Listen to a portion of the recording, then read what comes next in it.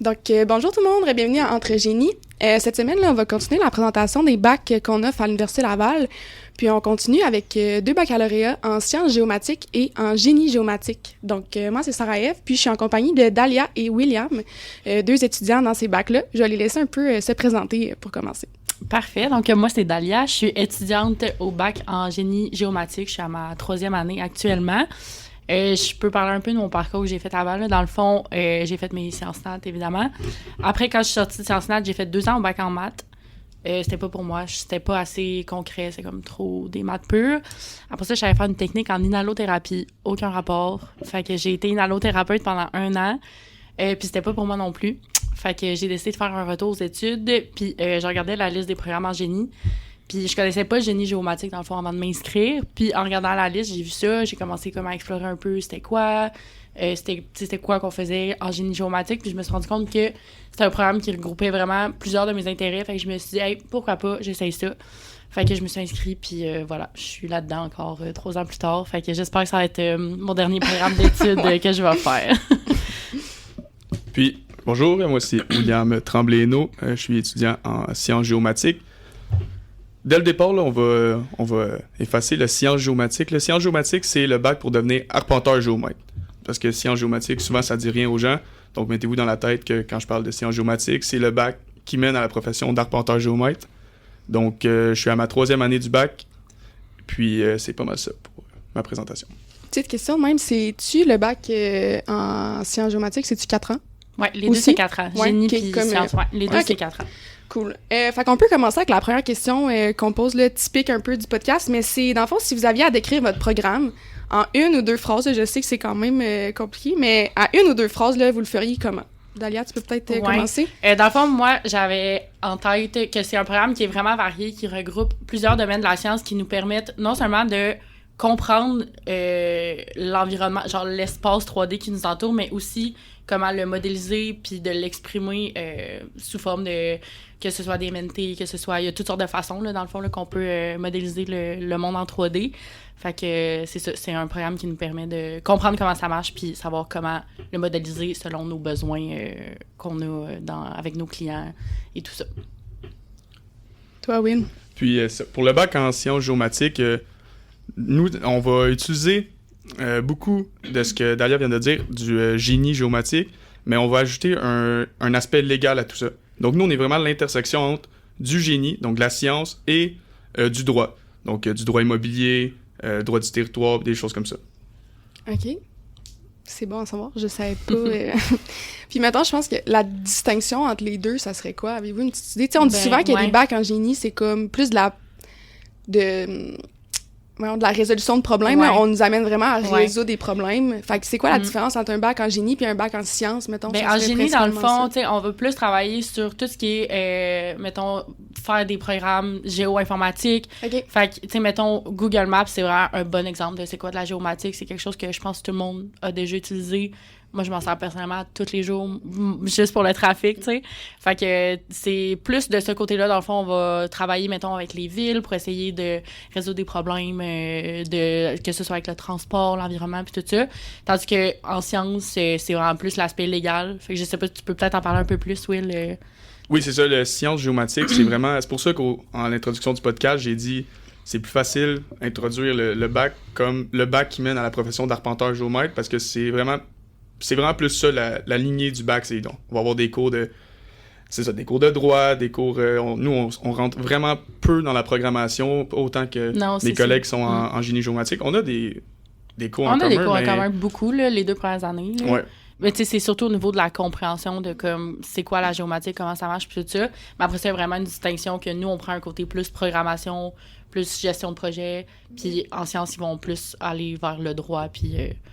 c'est ça. Ouais, c'est vraiment ça la grosse différence, dans le fond. Là. OK, nice. Ben, on peut un peu faire du pouce sur ce que Will a dit, mais tu sais, on dit souvent que le génie et la science, mais c'est des domaines qui sont vraiment très larges, puis souvent, les gens, ils ont pas vraiment aucune idée, là, qu'est-ce qu'on fait, un peu ce que tu disais, Will, c'est quoi ça fait des sciences géomatiques, mais est-ce que vous pouvez nous donner peut-être des exemples de secteurs ou des métiers liés à votre programme, là? Dans le fond, qu'est-ce qu'on peut faire avec le bac en sortant, là? Ouais. Dans le fond, en génie géomatique, les possibilités, je veux pas dire qu'elles sont infinies, mais quasiment, là. Dans le fond, la géomatique, c'est partout autour de nous. C'est tout ce qui est positionnement. Fait que, tu sais, on s'entend, dans l'ère moderne, il y a de plus en plus de choses qui incluent du GPS. On en voit partout. Fait que c'est vraiment... c'est ça, on en voit vraiment partout. Fait que j'ai comme une petite liste de quelques secteurs où il y a beaucoup de géomatique, mais honnêtement, il y a sûrement 1000 possibilités de plus. Là. Il y a vraiment, vraiment beaucoup de possibilités. La première que j'avais, c'était hydrographie, océanographie. Fait que dans le fond, on peut faire de la cartographie des fonds marins. Je me rappelle plus du pourcentage exact, mais il y a vraiment un gros pourcentage des fonds marins qui sont pas cartographiés. Genre qu'on n'a aucune idée, ça a l'air de quoi. Les profondeurs, ils savent à peu près, mais c'est pas fait précisément. Fait qu'il y a des gros efforts qui sont faits au niveau mondial en ce moment pour justement compléter la cartographie des fonds marins. Fait qu'il y a beaucoup de géomatique là-dedans. Après ça, on peut travailler pour des clients comme, mettons, Hydro-Québec pour les barrages électriques. Fait que je sais qu'il y a du génie civil, génie des eaux, tout ça, mais géomatique peut aussi intervenir là-dedans, justement avec l'hydrographie, l'océanographie. Après ça, il y a la foresterie qui est un gros domaine aussi. On peut travailler à planifier l'exploitation forestière, fait que, mettons, aider à générer des modèles pour calculer les volumes d'arbres qu'il y a, ou genre, il y a vraiment plein d'affaires qu'on peut faire pour ça. On peut faire un suivi de l'état des forêts, fait que, mettons, les forêts qui sont malades ou peu importe, ou la déforestation, on peut suivre ça. Par exemple, avec la télédétection. Je sais pas si tu en as déjà entendu parler, mais dans le fond, en utilisant des photos qui sont prises par les satellites de genre Google Earth, on peut voir, mettons, avec les années, la déforestation ou genre, est-ce que les arbres sont malades, puis tout ça. Fait on peut faire le suivi avec ça. Après ça, transport urbanisme. Il y a beaucoup de clients dans ce domaine-là. Par exemple, le ministère des Transports. Ils font de l'inventaire routier, de la planification du suivi de chantiers de construction. Après ça, on peut faire des modélisations 3D de bâtiments. On peut faire des jumeaux numériques. Fait que pour faire des... Ils font comme des tests pour savoir, genre, pour faire de la planification pour les développements des rues puis tout ça. Après ça, j'en parlais tantôt, développement de produits géo-informatiques comme, mettons, Google Maps ou la Snap Map, que tout le monde connaît. Ça, c'est un bon exemple de géomatique. Shout-out à Simon ici. Il va être fier de moi que j'avais parlé de la Snap Map. Après ça, on peut faire aussi de la robotique, des véhicules autonomes. Fait que il y a de la reconnaissance il y a de la reconnaissance qui se peut faire qui peut se faire avec des lidars. Oui. Les lidars, c'est vraiment un de nos outils en géomatique, une de nos technologies qu'on utilise beaucoup. Je sais qu'il y en a aussi qui utilisent des caméras. Je pense que, mettons, Tesla, c'est avec des caméras qui font de la reconnaissance. Okay. Mais tu peux le faire avec du lidar aussi. Après ça, télédétection, j'en ai parlé un petit peu, mais c'est le suivi des océans, trouver la pollution, les plastiques, puis tout ça, tu peux tout voir ça là, avec la télédétection, les photos, comprendre l'espace, la fonte des glaces, les déversements de pétrole, fait qu'il y a toutes sortes d'applications avec ça. Puis après ça, il y a l'exploitation minière. On peut travailler avec les mines, faire des modèles 3D des mines pour les aider à prendre des décisions là, sur leur exploitation. Puis finalement, le dernier exemple que j'avais, c'était le patrimoine. Fait qu'on peut faire des modélisations 3D de bâtiments ou des déjà existants. Ouais, c'est ça, exactement. Pour faire, mettons, de la restauration, faire des visites virtuelles, parce qu'il y a des places qui sont super... Tu sais, que c'est fragile, fait qu'ils veulent pas que les gens viennent, mais on le modélise en 3D pour permettre quand même aux gens de voir de quoi ça a l'air. Fait que c'est ça. Bref, c'est un domaine qui est vraiment varié. Il y a des applications multiples. Les offres d'emploi à la fin du bac il en pleut, là. C'est vraiment... Il y a vraiment beaucoup d'options. Fait que c'est un beau domaine pour ça. On a plein de choix. Parfait. Will, t'as-tu de quoi ajouter? Il me semble que c'était vraiment... c'était très complet. Mais oui, je peux faire du pouce juste sur un élément qui reflète ce que Dalia dit. Ce qui est intéressant en plus, c'est que de la géomatique, surtout le côté génie, ça se retrouve partout sur la planète. Là. Donc tu peux aller en Afrique, qui font de l'hydrographie, en Afrique, qui font de la télédétection. Puis si tu as envie de voyager un peu, puis pas juste de travailler au Québec, par exemple, mais la géomatique, c'est un domaine parfait pour ça. Là. Tu peux te promener partout. Puis... c'est vrai. Puis j'avais une question aussi que, justement, là, ça m'est venu pendant que tu parlais. Tu sais, les employeurs, là, tu as parlé un peu d'Hydro, le MTMD, là, le ministère. Est-ce que c'est plus... Y a-tu beaucoup aussi de genre génie conseil? Tu sais, je sais qu'en génie civil, il y a beaucoup de génie conseil. Là, tu parlais aussi un peu de gestion de projet. Y a-tu d'autres types d'employeurs? Ouais, dans le fond, je dirais, je sais pas si c'est 50-50, mais il y a vraiment, oui, il y a beaucoup d'employeurs au public. Mhm. Moi, personnellement, mon expérience de stage, tout ça, Ouais. ça a été plus au public, fait que c'est plus ça les références que j'ai. Mais il y a aussi beaucoup d'emplois au privé. Tu sais, souvent, vu que c'est des technologies qui sont quand même nouvelles, qui sont utilisées en géomatique, le public va souvent faire en sous-traitance les... OK. Fait que, ouais, c'est ça. Souvent, ils vont sous-traiter ce qu'ils ont à faire par des compagnies privées. Fait que tu peux aller travailler pour une compagnie privée, mais mettons, faire des relevés d'inventaire routier pour le ministère des Transports. OK. Fait que, puis c'est du génie conseil aussi pour tout ce qui est développement d'applications géo-informatiques. Tu peux te retrouver à travailler avec des gens en génie logiciel, génie informatique. On travaille vraiment avec... ou même avec des gens en génie... pas en génie, mais en sciences géomatiques. Là. Tu peux travailler avec des arpenteurs sur le day-to-day aussi. Là. Ouais. Puis vous, en sciences géomatiques, ça ressemble-tu un peu à ça? C'est-tu plus au privé? Ouais, mais nous, c'est sûr que nos champs, ça va être un peu différent. Nous, surtout, si on parle, par exemple, de la profession d'arpenteur géomètre, à la base, quand tu gradues à Laval, tu passes tes examens de l'ordre, tu es apte à pratiquer au Québec. Donc, nous, Okay. c'est sûr que on est les professionnels de la mesure et des droits au Québec pour notre domaine. Donc, nous, c'est sûr qu'on va plus être amené à travailler avec nos gros, les personnes avec qui on va travailler, ça va être les notaires, surtout. Okay. Parce qu'à toutes les fois qu'il y a une vente de maison, le notaire il demande un certificat de localisation. Puis ça, il y a juste l'arpenteur géomètre qui peut le faire. Un agrandissement, pour une implantation, par exemple, là, nous, on va être là. Donc, on travaille beaucoup avec des particuliers, plus que, mettons, en génie géomatique, que ça va surtout être sur des gros projets. Nous, on travaille pas vraiment avec des particuliers. Pas du tout, en fait. Là, nous, la majorité, d'exemple. il y a une grande partie de notre clientèle que ça va être des particuliers. Par exemple, tu vends ta maison, tu viens nous voir pour la préparation d'un plan, un agrandissement, peu importe. Sinon, on a aussi les gros clients d'envergure comme Hydro-Québec, le REM, par exemple, pour s'assurer que toute leur implantation est réglementaire, parce que c'est nous, encore une fois, les spécialistes sur, selon ta mesure, est-ce que ton implantation est réglementaire ou pas. Puis, c'est ça. Donc, pour différencier les champs dans lesquels on peut travailler, c'est pas mal ça. C'est que nous, oui, tu peux travailler ailleurs, tu peux faire aussi tes cartes pour être arpenteur des terres du Canada. Comme ça, tu peux travailler dans des parcs nationaux. Mais nous, on est plus concentrés au Québec dans notre profession des arpenteurs géomètres. Puis aussi, je pense que vous travaillez, dis-moi si je me trompe, mais je pense que vous travaillez plus dans des bureaux, mettons, d'arpenteurs. Tu sais, oui, il va y avoir des arpenteurs, mettons, au public, là, au ministère des Transports, tout ça, mais j'ai l'impression que la grande majorité vont travailler dans des bureaux. Mais ça, c'est intéressant parce que au baccalauréat, les stages, on a l'impression que la majorité des gens vont les faire en bureau privé. Donc, je m'inclus là-dedans. Moi, mes stages, je les fais en bureau privé. Mais sur les arpenteurs, il y en a sur les 1000 arpenteurs au Québec, il faut le dire. On est vraiment pas nombreux si on se compare il y a une pénurie. À l'ordre des ingénieurs. Mais il y en a, je crois, je veux pas dire n'importe quoi, mais 400 qui sont au public. Mais vois-tu, même moi, j'avais ce préjugé-là, ou en tout cas, puis je veux dire, il y en a quand même énormément qui travaillent au public, fait que pour le ministère des Transports et autres. Ouais. Fait que t'as le choix, dans le fond, en tant qu'arpenteur, autant que comme ingénieur. T'as le choix entre les deux. Exactement. Il y a plein d'opportunités. Parfait. Bon, ben, good. La prochaine question qu'on avait, là, puis vous pouvez peut-être prendre exemple sur vous, là, mais quels sont les champs d'intérêt, vous pensez, qu'une personne, disons, genre au cégep ou même au secondaire, là, si tu remontes à... C'est quel champ d'intérêt qu'une personne pourrait avoir qui serait propre à, disons, votre programme? Ben, je sais pas... je veux pas parler pour tout le monde. Moi, je sais ce qui m'a attiré vraiment, c'était l'aspect plein air, parce que quand on s'imagine les gens en géomatique, comme ils sont sur le terrain, ils vont prendre des mesures, puis c'est vrai dans une certaine mesure, mais on fait quand même beaucoup de bureaux aussi. Ouais. À la base, c'est quand même ça qui m'a attiré, parce que j'étais comme, il y a plus d'options de le faire. Est-ce que c'est vrai? Ça dépend vraiment de la job que tu vas trouver après.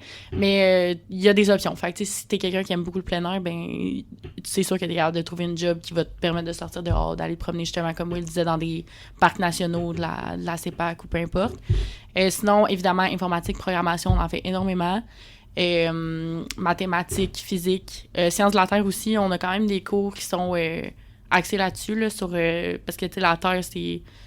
Oui, on s'imagine grosso modo une sphère, mais c'est beaucoup plus complexe que ça. Là. Fait qu'on apprend comment ça fonctionne, comment la modéliser, parce que c'est une surface qui est en 3D, puis on essaie de faire des cartes qui sont en 2D, fait que il y a des façons de le faire. Les technologies aussi, tous les outils qu'on utilise. C'est sûr que c'est peut-être plus en arpentage que vous allez être appelé à utiliser, mettons, les stations totales puis tout ça. Mais même nous, en génie aussi, on utilise des technologies aussi, là, comme par exemple le LIDAR ou autre. Mais je pense qu'en génie, pour faire du pouce, là, c'est ça que je trouve le fun. Je veux pas parler pour sciences géomatiques, mais en génie, tu sais, mettons, moi, je suis en génie civil, puis c'est ça que je trouve le fun, que t'as la possibilité d'être dehors, C'est ça. de voir qu'est-ce que tu fais, tu sais, d'être Exact. vraiment les 2 pieds dedans, puis après ça, tu peux faire du bureau, puis Exact. la proportion à laquelle tu le fais, tu peux vraiment la C'est quoi? modeler Ouais, exactement. comme tu le souhaites. C'est ça, ouais. Puis je pense que n'importe quel type de génie, c'est ça, là, tu sais, génie mécanique, ben, tu vas être peut-être plus en usine ou quoi, mais t'es capable d'aller quand même voir dans le C'est concret. ça. Fait que c'est pas tout le temps la même. Tu sais, tes Exact. journées sont pas toutes pareilles, c'est pas toujours la Exactement. même chose. S'il y a une semaine que ça tente de sortir plus, il y a moyen de s'arranger d'habitude Exactement. pour le faire. Ouais. Fait que c'est cool. Bon, Will, je te laisse y aller. Vas-y. Ouais. Mais c'est ça. Mais en sciences géomatiques, c'est sûr qu'il faut avoir une bonne patience parce que faut que tu t'attendes à devoir expliquer souvent, Oui. c'est quoi un arpenteur géomètre. OK. Mais blague à part, la patience, elle va être très utile dans le côté droit. Faut que tu aies un intérêt pour le droit. Puis quand que je dis droit, souvent, nous, on va travailler avec la réglementation des municipalités, règlement d'urbanisme des villes. Puis ça, des fois, l'information, elle te saute pas aux yeux. Fait qu'il faut que tu sois apte à chercher dans des règlements. C'est intéressant, puis t'en apprends beaucoup, mais il faut quand même que tu peux pas aller vite sur tous tes mandats. Les mathématiques, c'est sûr. On est des experts de la mesure. On se le dit souvent, puis c'est vrai, parce qu'on en fait beaucoup de mesures dans nos labos, puis les triangles, pensez pas que vous allez finir avec les triangles en secondaire 3. Non, on en fait un on mot en fait des encore à triangles. l'université. Puis, ouais, c'est ça. Fait qu'on est... le mot géomètre, c'est ça, dans le fond, là, c'est l'expert de la mesure. Fait que mathématiques, droit, puis encore une fois, si on aime travailler dehors, c'est sûr que c'est un métier qui est propice à le faire. Si vous aimez pas ça, vous aimez mieux l'air clim, tu peux aussi être dans un bureau et c'est correct. Il y a des gens qui sont sur le terrain, qui sont spécialistes aussi pour le terrain sans être arpenteur géomètre qui vont le faire pour toi. Mais c'est ça. Puis aussi aimer un peu, je dirais, le leadership peut-être, puis le leadership puis l'entrepreneurship, je pense que c'est un terme. Ouais. Puis parce que, veux pas, dès que tu deviens un professionnel, t'as un devoir de professionnel, tu gères un peu ta carrière à ta guise, puis même si des techniciens travaillent pour toi, ben il faut que tu révises tout ce qu'ils font, puis je pense qu'il faut que t'aimes ça aussi le faire, puis d'être à l'aise de prévoir des projets, puis de gérer des projets à toi. La gestion de projet, dans le fond. De la gestion Un de peu. projet, dans le fond, ouais. Je vais faire du pouce aussi, peut-être, puis ajouter que, mettons, je trouve que c'est vraiment ça qui distingue les deux bacs en termes d'intérêt des étudiants. Les gens qui sont en génie, on haït tout ça le droit.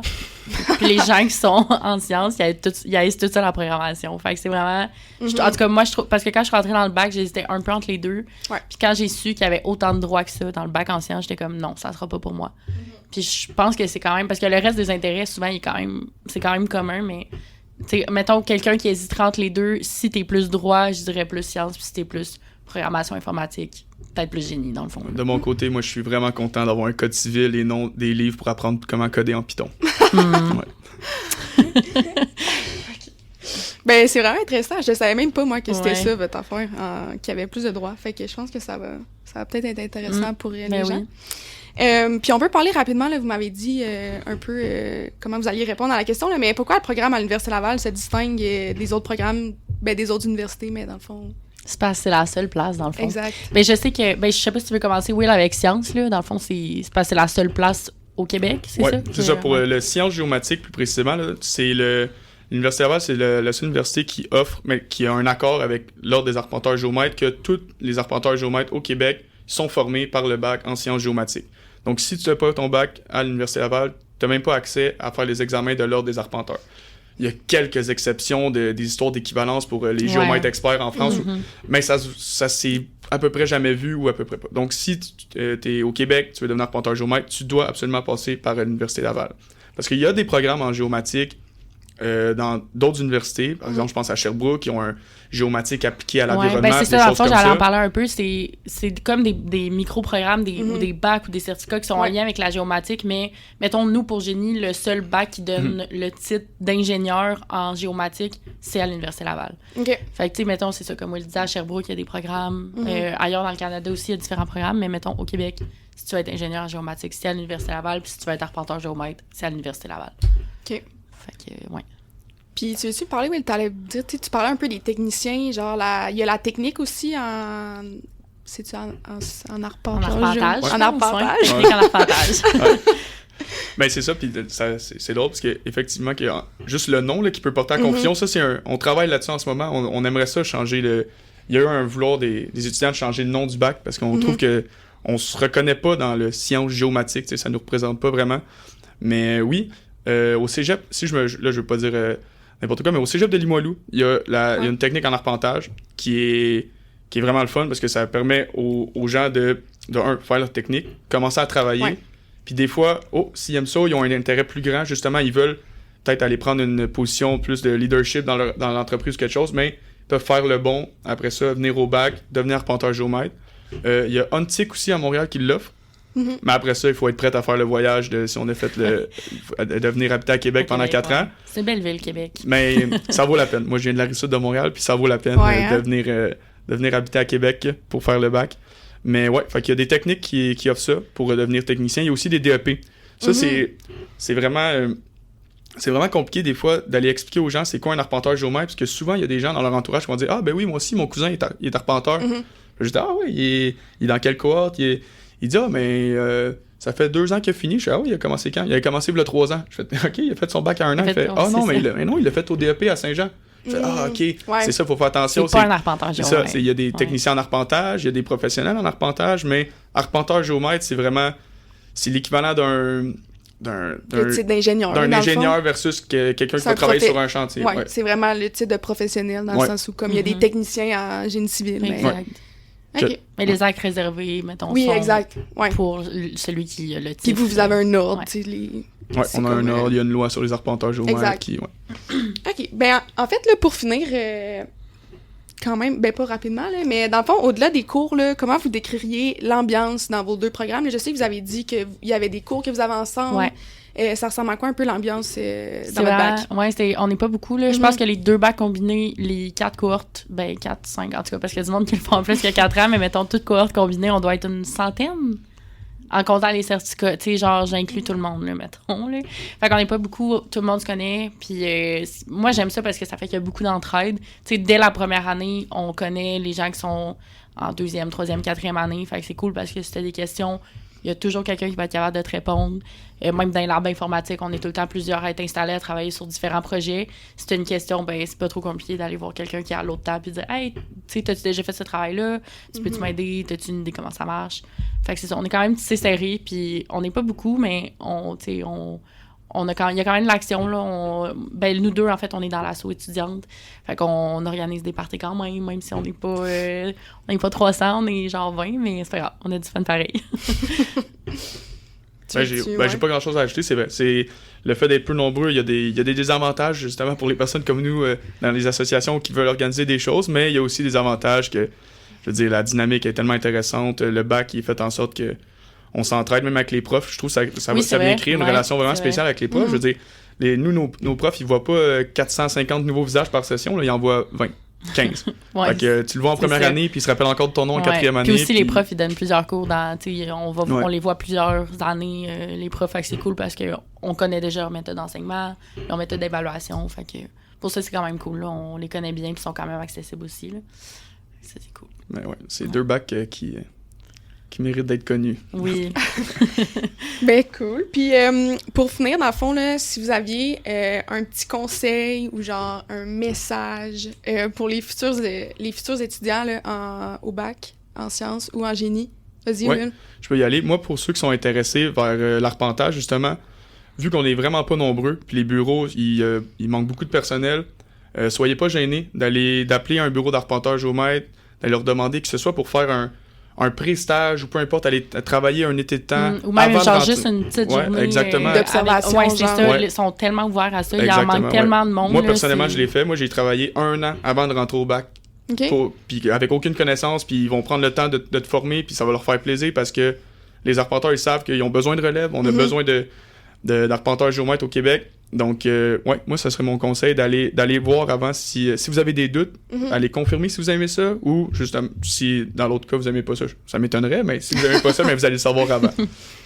Je suis vraiment d'accord avec ça. Puis moi, j'ajouterais peut-être que c'est un bac qui mérite d'être connu. Faites vos recherches. Si c'est un domaine qui vous intéresse, faites des recherches sur tous les sujets qu'on a abordés. T'sais, les possibilités sont quasiment infinies. Fait que c'est vraiment un bon bac si tu dis, mettons, j'aimerais ça travailler en environnement ou en foresterie ou peu importe. Moi, ce que je trouve... En fait, une des raisons pour laquelle j'ai choisi ce bac-là, c'est que je savais que ça allait m'ouvrir vraiment beaucoup de portes. Fait que si dans 10 ans, je sais pas, là, j'étais en train de travailler, genre... au public, ben je vais pouvoir switcher au privé pour faire complètement autre chose. Ouais. Si ça me tente d'aller habiter en Europe, je vais pouvoir. Fait que c'est ça, c'est juste de s'inscrire puis de nous joindre dans nos parties de 20 personnes. Bon, ben super, je pense que ça a fini bien quand même l'épisode. J'espère que vous avez aimé ça, puis allez découvrir les bacs en génie de l'Université Laval. Fait que merci. Merci à toi. Merci beaucoup.